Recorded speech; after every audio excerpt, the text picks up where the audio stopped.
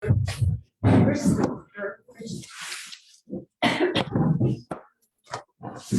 you.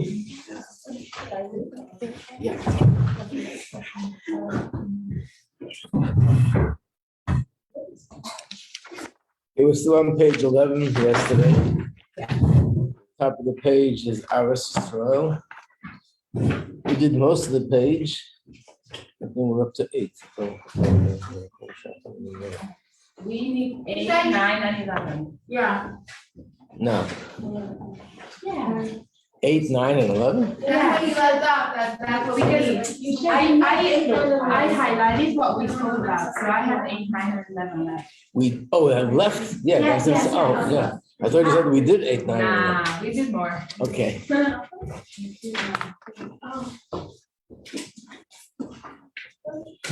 So number 8 is the words of the Mishnah where it says, what was the path of Aaron that we should follow? So it says that he loved everyone and he loved peace, he pursued peace, he loved people, and he would bring them closer to the Torah. Now, the Hebrew word that he uses to say that he loved people is Oyeves Abrios. Bria. So you see these words here in 8? Yeah. If you look at the English translation, Bria means creation. In fact, someplace in English they translate as creatures. I don't know about creatures, but definitely every creation, every person, which is a very unusual way of putting it. Because usually you say there's a word for man, women, people means anashim. And what's this language? He loves every creation. We're talking about people, not animals, talking about people. So why we don't usually use that term. So the Alter Rebbe in Tanya says it means that he loved every person, even people that had absolutely no quality, nothing positive about them. The only single positive thing they have is that they're a creation of Hashem. Even such people, he had love. And why? Because they're a creation of Hashem. With this, the Rebbe explains a story in the Medrash, a very puzzling story. And there's definitely much more even than what I'm going to be saying here. But this is a story on the surface, and this is the way it's explained. There's a story with one of the sages that he was traveling and he met someone. And he looked at the person and said, I never saw such an ugly person in my life. The person was taken aback. And he said to him, well, if that's the case, go to my creator and complain to him. He made me so ugly. And he said, I'm sorry. He said, I don't want to forgive you. And there's a long story how he begged him for forgiveness and begged him, nothing happened. And eventually he forgave him. And the question is, how does it make sense? You're not allowed to hurt anybody's feelings. You don't have to be a tzaddik. Every person is obligated to have Avos Yisrael, which means you don't hurt people physically, you don't hurt them emotionally, and you don't make anybody feel bad. How do you tell somebody, I never saw such an ugly person in my entire life? So the way it's explained from a Hasidic perspective is that this is what he said, and this is what he answered. What he said was, I never saw such a person ugly, meant to say he wasn't talking about physical beauty. He was talking about spiritual beauty. That obviously this person was in a very low place spiritually. And he looked at him and he didn't see any qualities in him, not davening, not learning, not mitzvahs, not kindness, nothing. And he said to me, I haven't seen such an ugly person in my life. And he said it for a reason. Why? What did the person answer him? He said to him, okay, but Hashem is the one that created me. You can't say I have nothing good. I'm a creation of Hashem. So I have something in me that's positive. I'm Hashem's creation. And that's exactly what he wanted him to realize.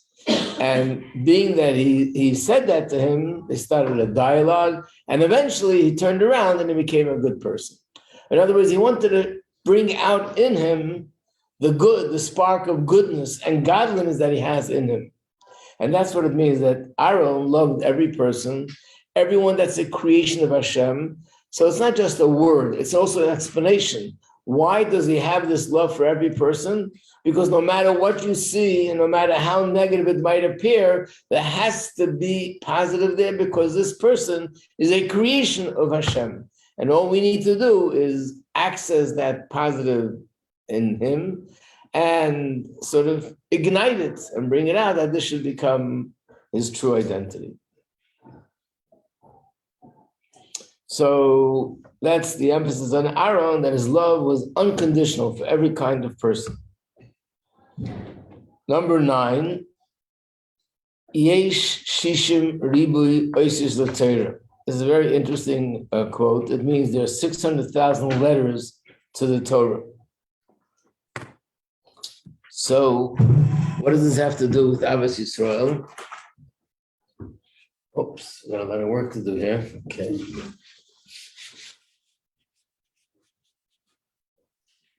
So you have the phrase here in the Hebrew, but I just want to write this: Yud, Shin, Reish, Aleph, Lamed. What does it spell? Yisrael. This is the phrase. Yesh is Yud, Yesh, Shishim Ribui is 600,000. Oisius letters, the Torah to the Torah. In other words, the word Yisrael spells out this quote. There are 600,000 letters to the Torah, which means just like the Torah has 600,000 letters, every Jew, in a sense, has a letter in the Torah. And there's a lot of things that we can learn from this. First of all, it means that every Jew has a connection to Torah. It's a natural connection. And that's why the number of Jews and the number of Torah is the same. Before I go on, you might be asking, well, how could you say there's 600,000 Jews? There was 600,000 Jews when we went out of Egypt. From then until now, there's billions of Jews. Anyone know the answer? To be in Israel? What? That many Jews have to be in Israel? No. Wait, what? You want to say it's only those that are in Israel. But even those Jews were never in Israel. They went out of Egypt, but they never got to Israel. I'm saying, how could we say there are 600,000 Jews if there are actually millions and billions of Jews from then until now? Isn't that the general soul? We're getting there. Oh, the 600,000 general. Okay. Of just the 600,000. Right.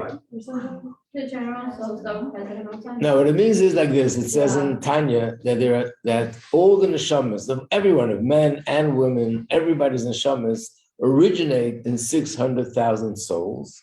And then those souls branch out, and the branches branch out, and the branches branch out, which means even though from then till now, there are hundreds of millions of souls from then until now, but they're all rooted in 600,000 original souls. So we still always use the term that the Jewish people are made up of 600,000 for that reason. Oh. And what does it mean that everyone has a letter in the Torah? It means that every Yid, no matter what kind of life he's leading, no matter what he's doing, no matter what he knows or she knows, consciously, we are connected to a letter in the Torah. So one of the things we learn from this is that the law is, if you have a Torah scroll, it has to be written by a scribe. We all know that. Even though it would be, maybe you can have someone do calligraphy, you can have a new beautiful computer. According to halacha, the only thing that will validate a Torah scroll is written by a scribe, every letter separately. So if there's one letter in the Torah that's missing, the whole Torah is not kosher. Even if the letter is there, but the ink, a little bit of ink is missing, the whole Torah is not kosher. Even if the letter that's missing is all the way at the end, and you want to read the Torah in the beginning, no, it's not kosher. Which means that the kashrus of each letter will validate the whole entire Torah. The whole Torah depends on each letter. So the concept here is that all Yidden are one, we're all united, we're all connected. And if one single person is missing or lacking, in essence, not only they're lacking, we're all lacking. Because it's all one.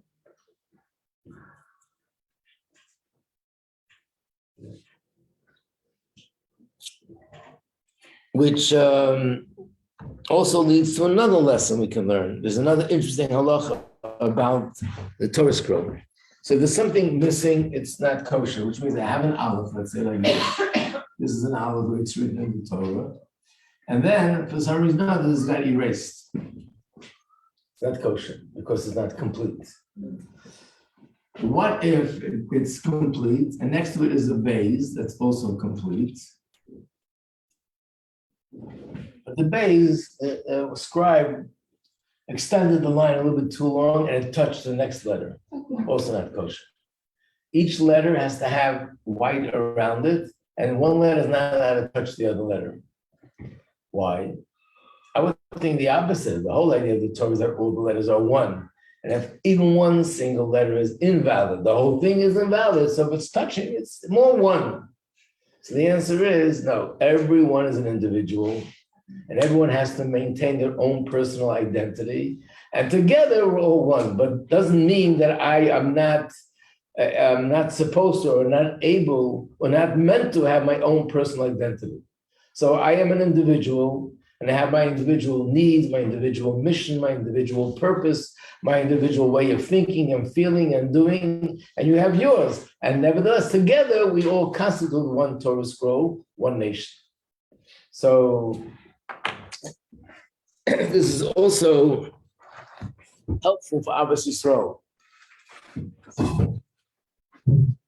I think I told you once, there was a documentary that the BBC once made. It was an interesting combination, BBC and a network from Israel and a network from Germany together made a documentary on Chabad. Somehow or other, I ended up getting involved as being the speaker and answering questions. And it was actually done in 1989. In those days, you couldn't get a hold of it. Today, it's already on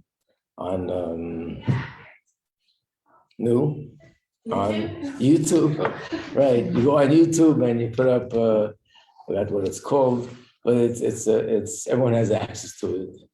So there was one Jewish man from Israel. He was actually a religious man, and the other two were non-Jews. And when did they come to do the documentary? It was all during Tishrei. So he's following me to shul for Rosh Hashanah, and then for Yom Kippur, they were driving us crazy. They wanted to come to our house for this, and they came for that. And at one point, the guy says to me, do you ever have a life for yourself? You're always hanging around this. He came in the time, which is the busiest time of the year. All the holidays are going on. But the truth is, there are mitzvahs, and there are things that we do in a shul.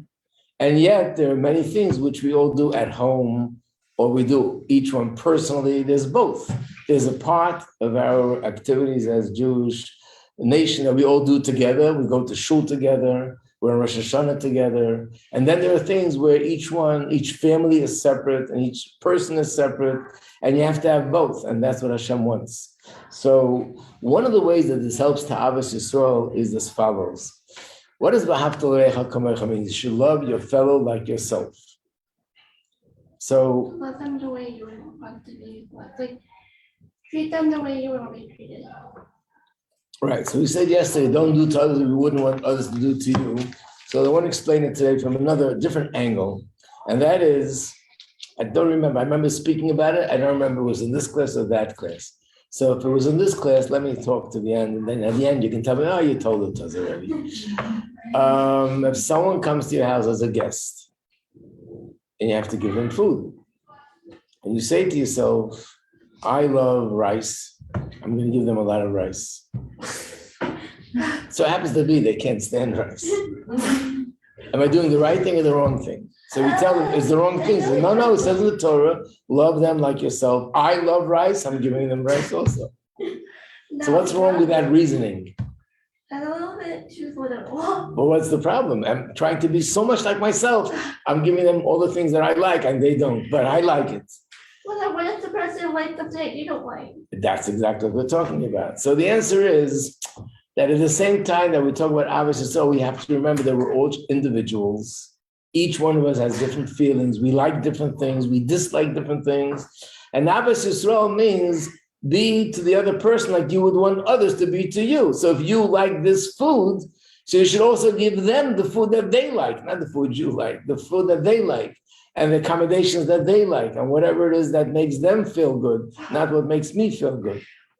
So basically, the only way to do that is by recognizing and remembering, because very often in a relationship, sometimes in a marriage, in a friendship, one of the problems are that people relate to the others in a way that they relate to themselves. And they don't realize, no, they're different. They don't enjoy what you enjoy, and they actually enjoy something different. So when I'm thinking of extending myself to another person, I have to think they're an individual, and I have to think, what do they enjoy? What makes them feel happy? What makes them upset? What do they appreciate? What don't they appreciate? And that is what I'm supposed to be getting them or doing for them. So the only way to recognize that is by recognizing we are individuals. Everybody is different. Everybody's needs are different, and everybody's feelings are different. So on one hand, it has to be unity. On the other hand, let's remember that we're all individuals.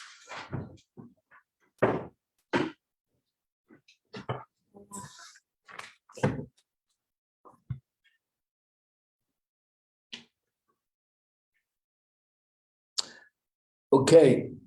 I did mention number 10 yesterday. Yes, that we did. What's 11? Azev Tazev Imei. That's one of the commandments in the Torah, is that if you see your friend struggling, yes, the Torah says if you see a friend has a donkey and the donkey has a load, and because of that, the donkey can't get up. So the halach is that you have to stop and help your friend load the donkey and help the donkey stand up. Either unload or load, whichever the case is. By the way, this halacha might be relevant today if you're driving by and somebody's got stuck on the road. The car broke down on the road. And what are you supposed to do? Do you have to stop to help them or not? It will be probably similar to the halacha that if a friend has a donkey and they can't manage themselves, you have to stop and help them. So it's just another thing to know in terms of Avos Yisrael, that of course you might say, what if I have an appointment? What if I'm rushing? Of course, everything you have to take in consideration what the situation is. But generally speaking, this is also part of Avos Yisrael, that I have to help my friend if I see that he's in a predicament, to go out of my way and to help him out. Now, the second part of the page is really a continuation. Even though on top of the page it says rebuke, I'll explain what that means. There is a pasuk in the Chumash, and it's one of the commandments, one of the 613 mitzvahs. Number 1, it says, which means rebuke your friend. If you see your friend doing something wrong, something that they shouldn't be doing, then I have an obligation to point it out to them. What does rebuke mean? Rebuke means to tell someone what they're doing wrong. Thank you. So really, this is also because of Avos Yisrael. In other words, Avos Yisrael means I love the other person. If I want to do something for them, I want them to be happy. So if I see somebody doing something which is hurtful, they're hurting themselves, which is, according to Torah, you're doing something which is wrong and inappropriate, and therefore I should really make an effort to stop you. Of course, it doesn't mean to go around telling everybody else what to do, because here you have number 2 on the list, where it says, just like it's a mitzvah to tell something to another person when you know that they're going to listen to you, it's equally a mitzvah not to say something when they're not going to listen to you. Because imagine every student who goes back home, Thanksgiving is coming up, people go home, and they're going to start telling their family, you can't do this on Shabbos, you can't do that, and this is not kosher. You can imagine how much they'll be inspiring everybody in the room. So, right, if you're supposed to tell somebody they're doing something wrong, so the answer is no. When you know that by telling them, they'll listen to you and they'll hear you and it'll make a change, then you have an obligation to do it. But if you know that they won't, and on the contrary, it'll make them resent you more and have negative attitudes towards you, and even resent Yiddishkeit and Torah mitzvahs, then you don't say anything. And sometimes by not saying, you can inspire the people more than by saying. So we have to use something called common sense to know where to say what and when. But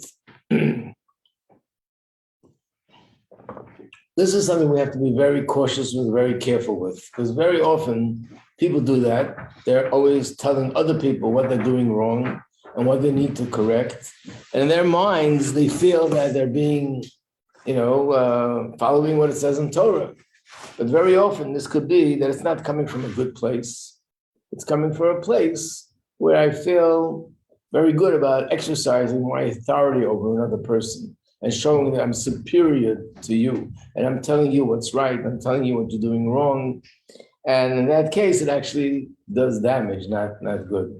So we have to be extremely careful that whenever a person is doing something which is actually might be hurting another person or painful to another person, I have to be thinking about it and really understanding, why am I doing what I'm doing? Am I doing it for the right reasons or not?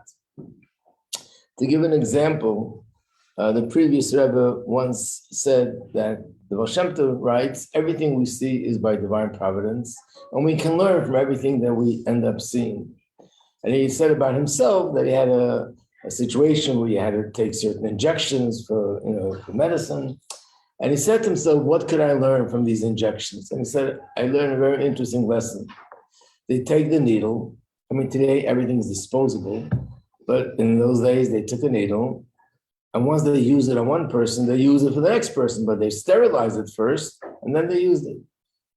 They had to sterilize it, because if you wouldn't sterilize it, it can actually cause an infection in the next person. So he said like this, that when you're going to do a favor to another person, and you're going to be kind to another person, you don't have to examine yourself and do this intense sort of internal search. Am I really doing it for the right reasons? Because at the end of the day, you're giving a person money, you're giving them a gift, you're giving them a sandwich, you're doing something good for them. But if you're doing something which is the opposite, to use the term like you're going to stick someone, poke someone, in other words, hurt someone, then you must be sure that it's clean and that it's pure. Because if you do it and it's not pure, the intentions are not pure, not only you won't accomplish something in a positive way, you can actually make the situation much worse than it was before. You might be aware there are certain people, certain groups of people, especially in Israel, that if they see somebody walking by their neighborhood and they're doing something which you're not allowed to do on Shabbos, so they're walking through and they're not dressed snizdik, they could scream at them, sometimes even worse, and embarrass them, throw rocks at them, all sorts of crazy things. And these are people that are very religious, and that's why they're so upset. But they're actually accomplishing the exact opposite. They're pushing these people further and further away from Torah and mitzvahs. And how could it be? Are they doing something positive? No, they're not doing something positive. First of all, they could have done the same thing in a different way, by being nice, by welcoming them, inviting them for a Shabbos, as many people do.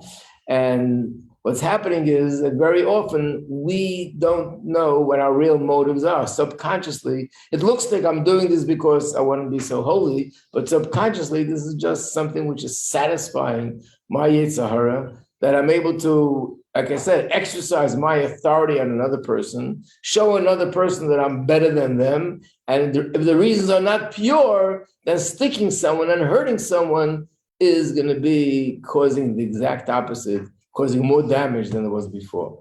So before anyone opens their mouth and says something negative to another person, that you did something wrong or point out something negative, it can only be done if you're 100% sure that it is absolutely pure. And that's very hard to figure out, so it's much better not to go down that path.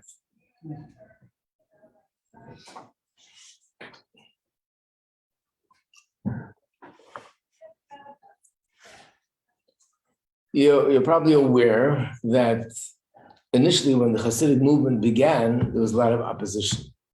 And the opposition came from the religious circles. They didn't know what this was. It was something new. And they were under the impression that this is a movement that goes against Judaism. I think I spoke about this a little bit. They thought that it was a continuation of Shabtai Tzvi, which was a very destructive sort of anti-Torah movement, but it was camouflaged. So as a result of that, a lot of rabbis came out with announcements and declarations and so all sorts of things that they incorporated to keep the Hasidim away from everybody else and writing all sorts of negative things about them. So there was a certain Rav that he actually became very close to the Hasidim, but there was a time where he was also one of those who were against the Hasidim. And he said, they came to me and they asked me to sign a certain document, which is the harshest document you can ever sign. It's called excommunication. That means that this person is so dangerous for the community that no one should go near him, no one should do any business with him, don't allow him to walk into a shul, don't let your daughter marry their son or their son. It's like they're being excommunicated from the community. It's only done in very severe cases. So they had a document, signing a document that all the Hasidim should be excommunicated. And they came to me to sign it. And they said to me, even they mentioned a certain name, he was one of the greatest people of that generation, but he was against Hasidim. And they said, even this great rabbi who's like an angel of God, he signed the document. So why don't you want to sign it? You don't want to sign it. So he gave them the following answer.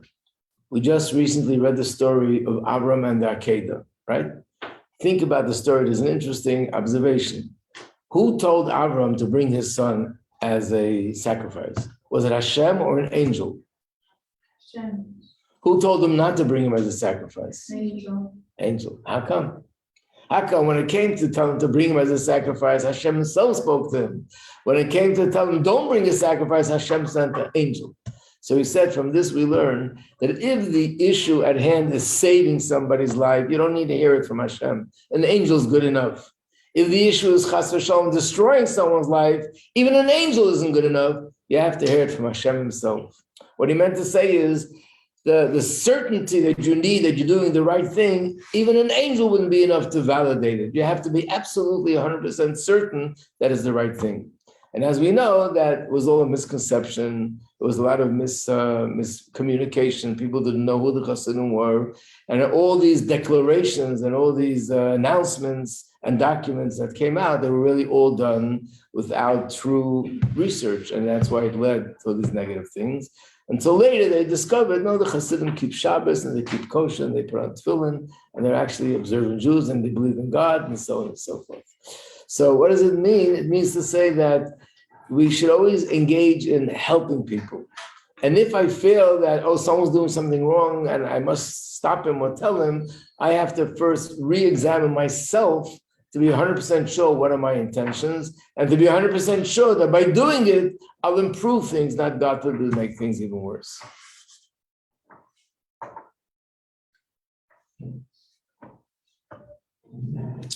Okay, then let's do one more, number 4. The Gemara says, So we're not talking about number 3? 3, I'm skipping it because we covered it before on the other side. I don't know, I wrote it twice. Okay. Yeah.